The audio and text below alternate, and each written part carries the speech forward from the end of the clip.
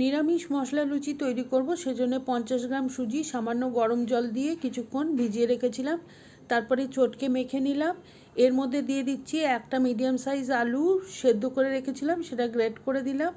তারপরে দিয়ে দেব মশলাগুলো, 1 চা চামচ চিলি ফ্লেক্স, আন্দাজ মতো লবণ, হাফ চা চামচ হিং, অল্প হলুদ গুঁড়ো, কিছুটা গোটা জিরে, কিছুটা জোয়ান, 1 চা চামচ কাসুরি মেথি, কিছুটা ধনেপাতা কুচি। সব কিছু ভালো করে মেখে নেওয়ার পরে যতটা সুজি তার ডবল আটা দিয়ে একটা শক্ত ডো তৈরি করব। কোনো জল দেওয়া যাবে না, এমনি ডোটা তৈরি হবে।